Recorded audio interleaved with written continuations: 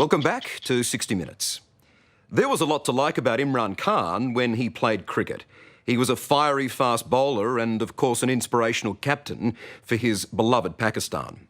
He was busy off the field too, a very handsome hit with the ladies. In the 20 years since his retirement from international sport, Imran's popularity has soared.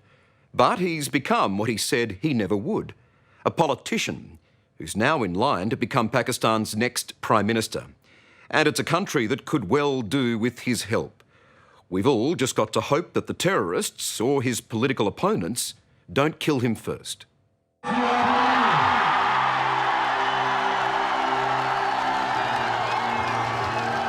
It's an incredible sight. Thousands of Pakistanis are waiting for their hero, Imran Khan.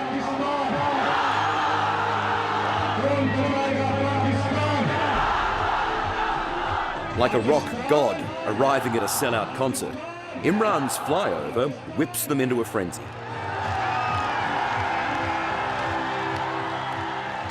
On the ground, his motorcade is mobbed.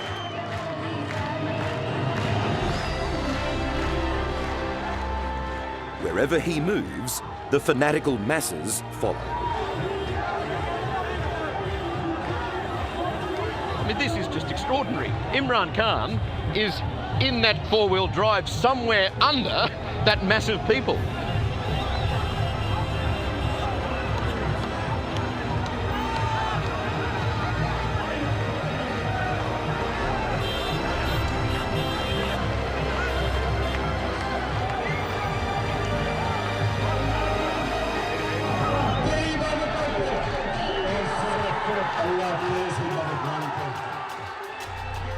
We know Imran Khan as a cricketing great. But most of these fans weren't even born when he was making runs and taking wickets. He's got it. Pakistan win the World Cup. A magnificent performance in front of 87,000. Instead, they know and adore him as a politician, the leader of Pakistan's opposition party, PTI. They hope he'll be their next Prime Minister.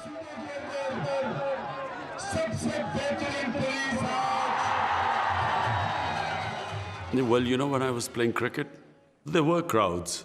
But the crowds now, because of politics, is way beyond anything I had ever experienced. Imran, you know, it's interesting because when 60 Minutes interviewed you some 20 years ago, you said then, I know I'm not meant to be in politics.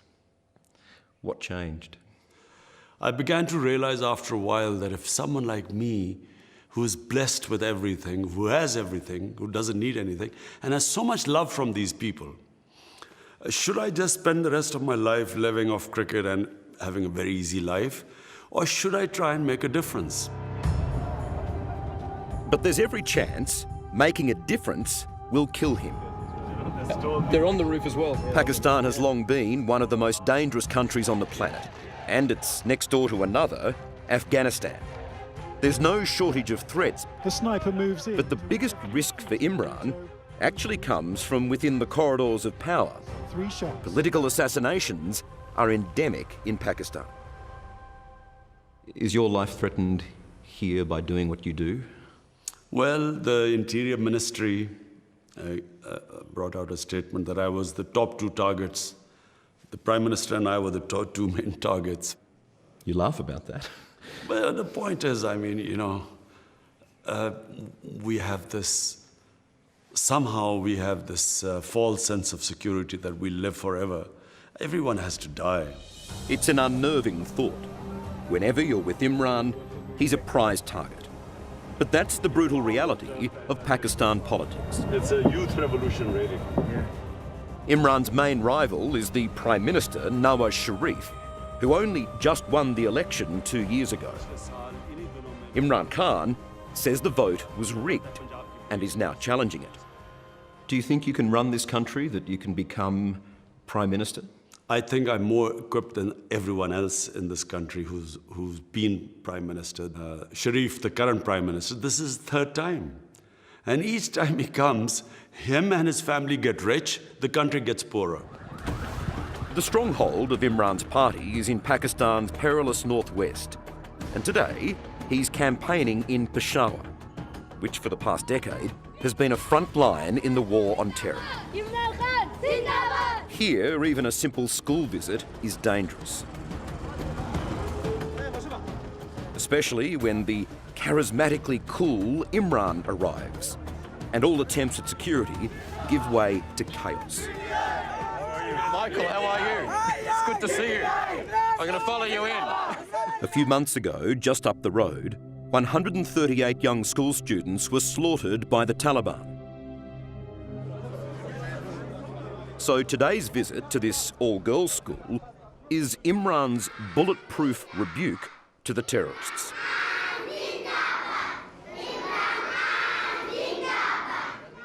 This is important though, isn't it? Because you have forces in this area that don't want to see girls educated.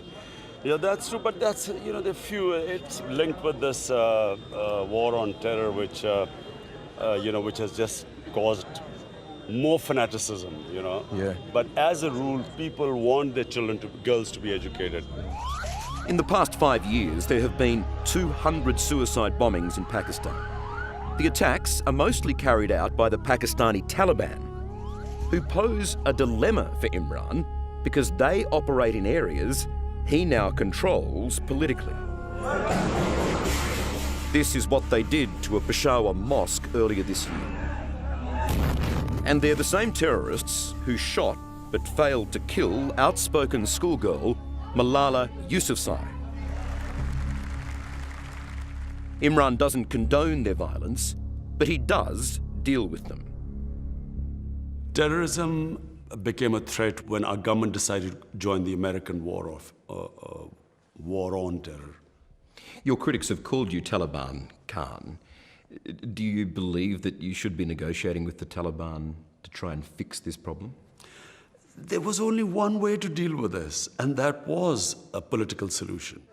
We've got so much happening. Like pollies everywhere, Imran Khan doesn't flinch at criticism and doesn't stop touting for votes. In one day with him, we toured a police training centre. He took radio talkback calls, held 4 press conferences, a live national TV interview.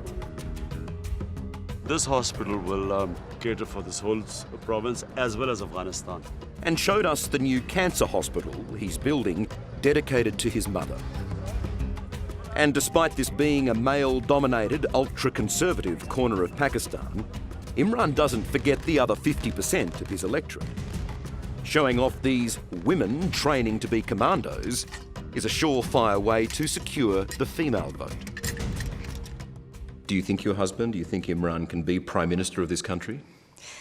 I think that if life was fair in Pakistan, if there was justice, he would have been Prime Minister a very long time ago. One female Imran has already won over is his new wife, Raham Khan.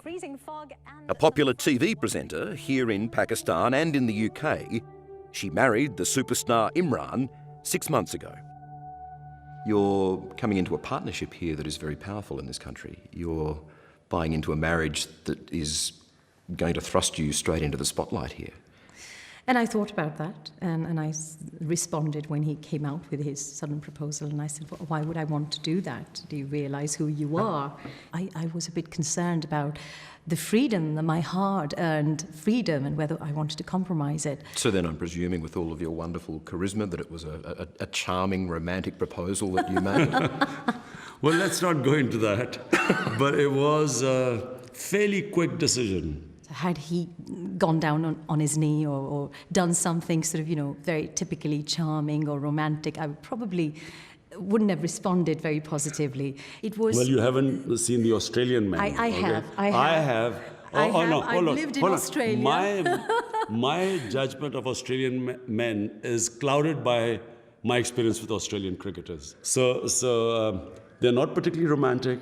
They're very straightforward. I'm glad to hear they were not romantic with you. So it's a pretty comforting to hear that. But yes, I preferred the direct approach because I felt that the man means Let's business. call it the Australian approach. The Australian approach. It was the Australian approach, right? It was sort of, this is what I'm thinking. And, what are you thinking? Let's do it. Yes. Hello. As a divorced mother of 3, Raham represents the changing face of women in Pakistan. She's quickly settled into the role as a potential First Lady. He's only 7 years old Yeah. and have been addicted to cannabis. And with his help, is proving as politically savvy as her husband. The best advice that Imran's given me is that, when in cricket we say it's someone, well played. Well left. Well left. Well left. So I keep telling her that you Yeah. do not have to play every ball. But walking the grounds of his secure hilltop mansion, the 62-year-old knows he has major political challenges ahead. Courting the military, who make or break political leaders in Pakistan, and winning mass support. And that means Pakistan's poorest. This is a slum in the capital, Islamabad. Half of all Pakistanis live below the poverty line. When Imran bought these people a water pump as an election sweetener, they cheered him. Who likes Imran Khan? All of you. But it stopped working 2 years ago and it hasn't been fixed. Did you vote for Imran Khan? Yes, last time we were with Imran Khan, but he not do for us. Not anything. Didn't do anything for you? No. Some of Pakistan's poorest end up becoming refugees heading our way. If he were Prime Minister Khan, he'd have firm words with our Prime Minister over the controversial boat turnback policy. Australia has so much land. I mean, they are well-off people. These desperate people, if they want to go to their lands, remember these desperate people also end up having the greatest drive to contribute to a society because they have nothing and they want to make something. So there's a certain philosophy of the immigrant where he works much harder than the much more laid-back people who are comfortable with their life. Do you believe that's an inhumane policy to have at the moment? I do feel it's very inhumane.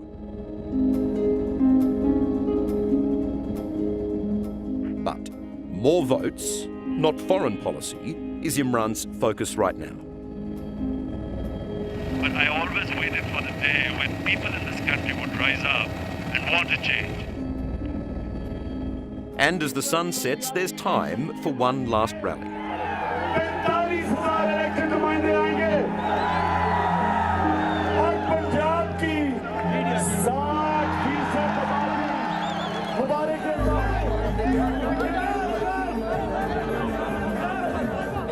At the end of a claustrophobic few days with Imran Khan, we board his plane.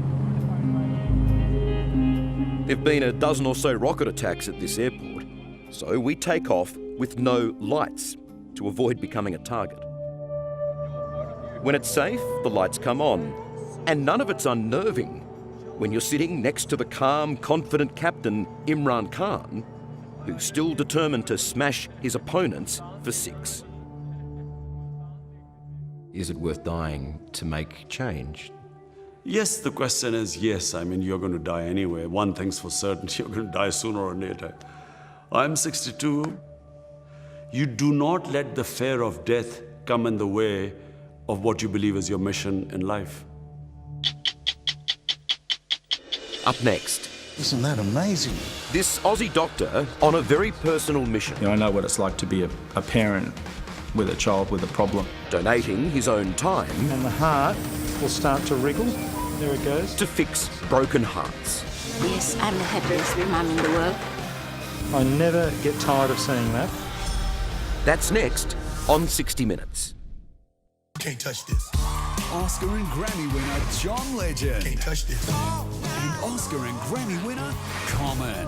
Plus, megastar Justin Bieber's controversial show-stopping moment. I think I won. New lip sync battle returns Monday 8:40 on 9.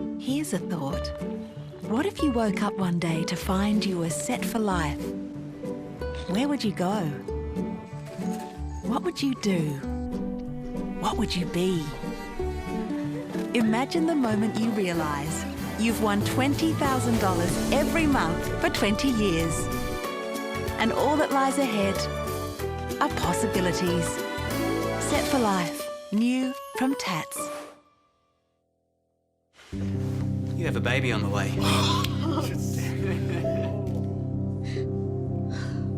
You have to keep talking about your feelings. You have nits. You all have nits. You have breast cancer.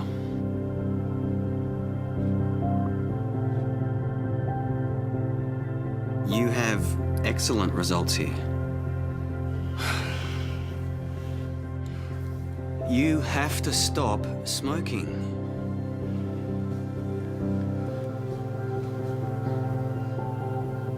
You've lost a great man.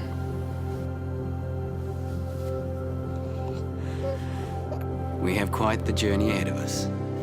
The Good GP is with the Royal Australian College of General Practitioners, because the Good GP never stops learning. Critics are calling Trainwreck the knockout comedy of the year. What does this do? It's funny, warm, smart, just awesome, and hilariously relatable. Can we just sleep in a realistic position? Are you comfortable? No. Trainwreck in cinemas Thursday. Neil, you're not that high. Pretty high. No, it's not, Neil. It is. The cat did it. That's true. Mate, stay calm. We do this all the time. Okay, I'm gonna do it. You'll be fine. Sometimes only a real person will understand. Hi, I've been in a bit of an accident. Do you need any emergency services? No, I think we've got that covered. Luckily, you can speak to someone at Amy 24/7. Feel great with GastroHealth. GastroHealth combines 4 probiotic strains to relieve gas, bloating, constipation, indigestion and diarrhea. Help say goodbye to digestive upsets with GastroHealth Daily Probiotics. I'm sorry, so sorry for being such a fool. I didn't know. Don't be the one left feeling sorry. With our limited time 2-year variable rate discount on a new Flexi First Option home loan, we'll help you get the home you really want. Blue moon, you saw me standing alone. The Mercedes-Benz C180 Coupe Sport Edition for $56,900 drive away during the C-Class Coupe run-out event. It only happens once in a blue moon. Now I'm no longer alone, without a dream in my heart, without a... It's confronting and causing an uproar. I've been called a pedophile. The provocative parenting guru. Inside Story, Thursday, 7:30. Thursdays are all rock and roll, and they're pulling out all the stops. I'm going to go as hard as I can. The Footy Show, Thursday on 9. Welcome back. Can there be any greater gift than the ability to save a child's life? And what a special feeling it must be to do it over and over again. A team of Aussie